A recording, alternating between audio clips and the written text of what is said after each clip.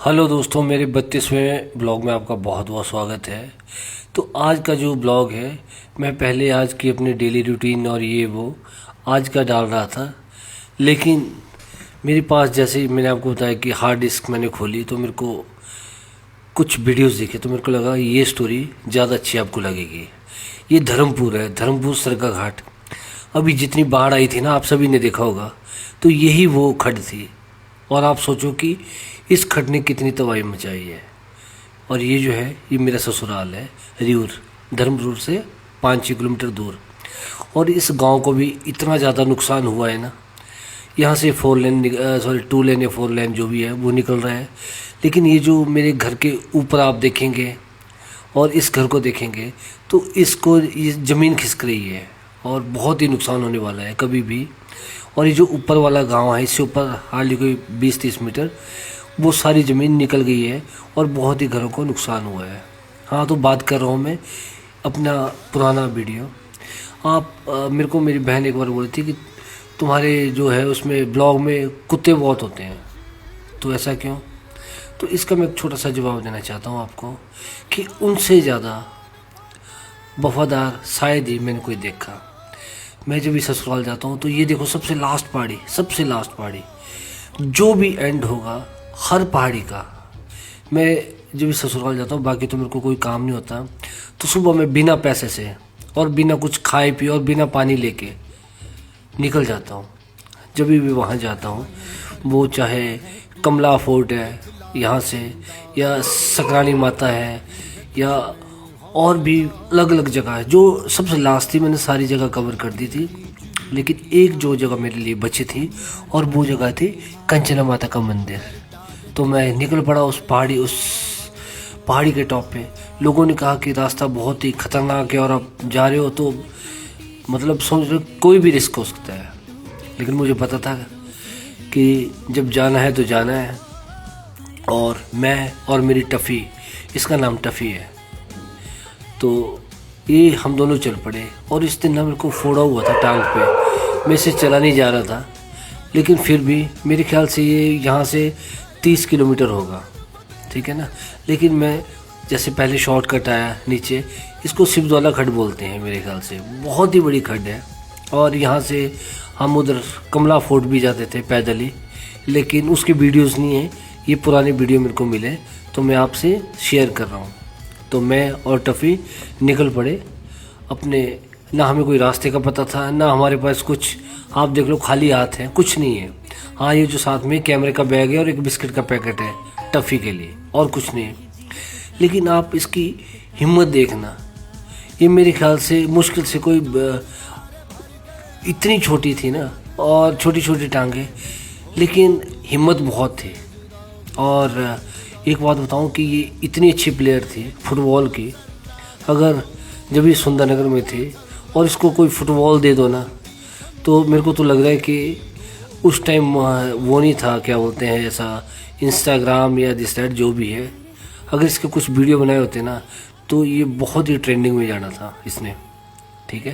तो हम निकल पड़े आगे।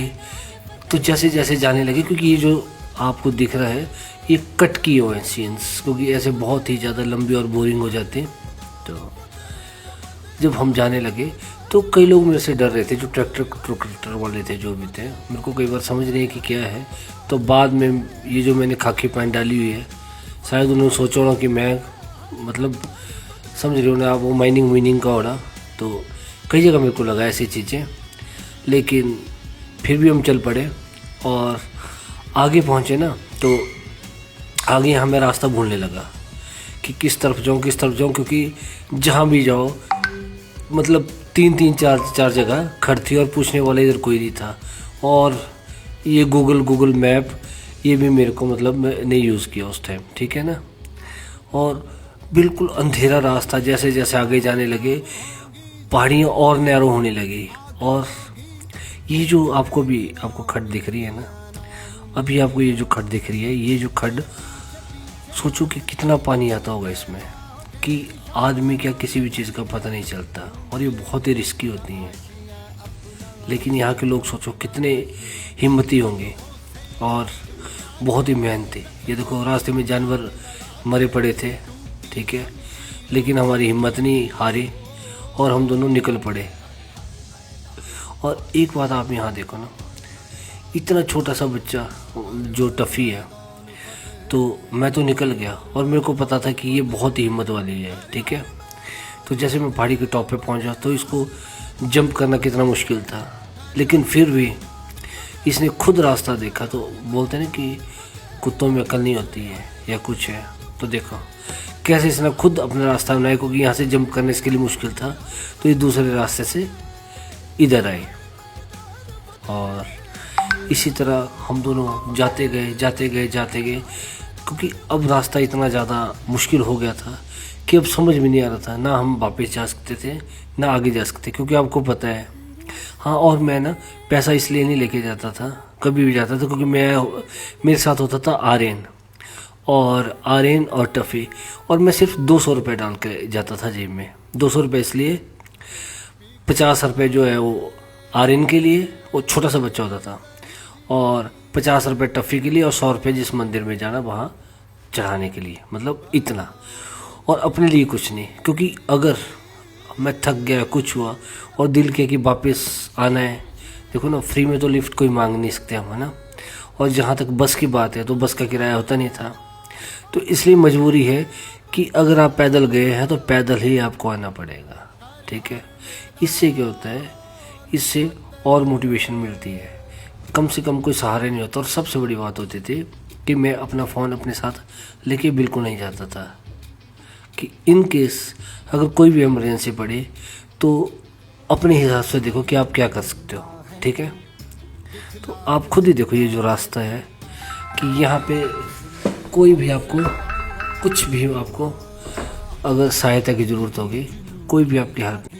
इस बरसात में जितना तबाही धर्मपुर में हुई शायद कहीं नहीं हुई ना, लेकिन लोगों का ध्यान बाकी जगह पे था, तो यहाँ की बातें बहुत ही डंप हो गई। तो एक मेरे जो साला साहब हैं, उनके रिलेटिव थे, तो उनका भी वैसा ही हुआ कि कम से कम 10 मिनट में सारा घर चला गया, और वो एक सुई तक अपने साथ नहीं ले जा सके। और ये रास्ता बहुत ही स्लिपरी था और ऊपर से पत्थर गिर रहे थे।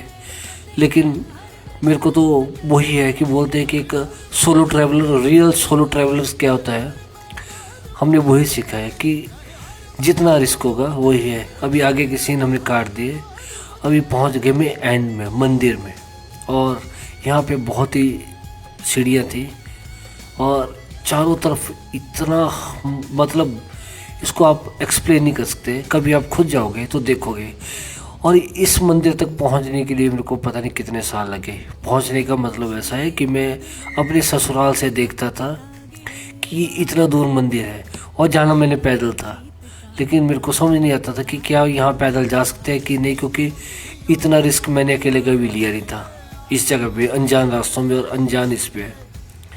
लेकिन माता ने मेरी सुनी, और यहाँ मैं बहुत ही थक गया था। लेकिन एक बात है, जो मेरी टफ़ी थी ना, वो बिल्कुल ही थकी, अपने छोटे छोटे नन्हे कदमों से ना वो पहुँच गई।